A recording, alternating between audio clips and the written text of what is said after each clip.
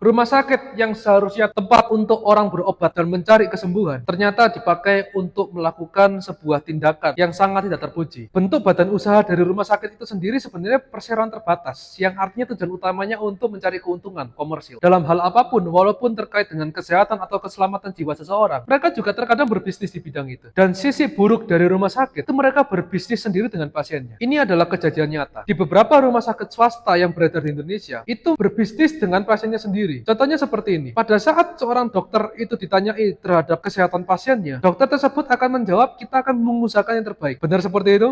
Ya, namun belum tentu sebenarnya yang akan dokter katakan itu benar. Sebagian dokter sudah mengetahui bahwa pasien tersebut akan meninggal dunia. Namun, karena bisnis kesehatan ini berhubungan dengan intelektual, yang artinya pasien tidak tahu terhadap obat-obatan, penyakit, dan menyerahkan semuanya kepercayaan kepada dokter dan rumah sakit, apapun yang diberikan kepercayaan akan kemungkinan besar disalahgunakan. Dan itulah yang terjadi oleh rumah sakit. Dokter tidak menjanjikan tentang kesembuhan, tapi dokter mengatakan saya akan berusaha. Itu sebabnya dokter akan menawarkan banyak berbagai obat-obatan yang mahal sekali. Walaupun sebenarnya dokter ini sudah tahu pasien tersebut tidak bisa diselamatkan, pasien tersebut akan meninggal dunia, tapi dokter itu tetap ngasih suntikan. Tujuannya biar apa seperti itu? Kalau dokter ngomong supaya sembuh, lalu bagaimana kalau nggak sembuh? Ya kita sudah usahakan yang terbaik. Padahal sebenarnya itu dokter tahu bahwa pasien tersebut nggak bisa disembuhkan. Tapi kenapa dia katakan itu? Itulah yang disebut bisnis. Rumah sakit harus menjual produk-produknya setiap bulan sesuai dengan target karena diincar oleh perusahaan farmasi. Itu sebabnya target paling menarik bagi rumah sakit adalah pasien yang akan meninggal dunia. Sebelum pasien tersebut meninggal dunia, dokter akan menawarkan kepada keluarga pasien untuk disuntik banyak obat-obatan. Bisa 10-20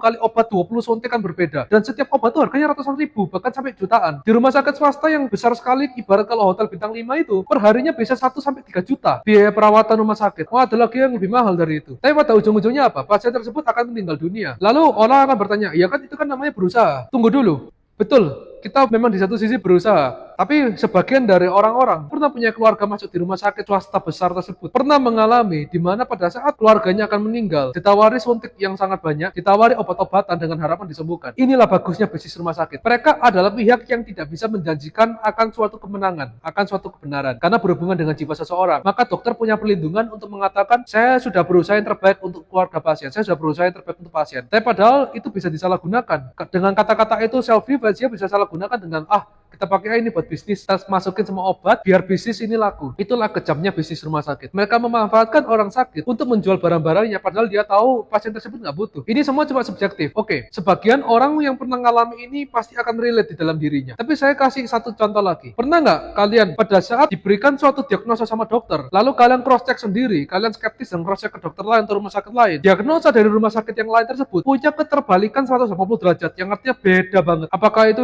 disebut malpraktek?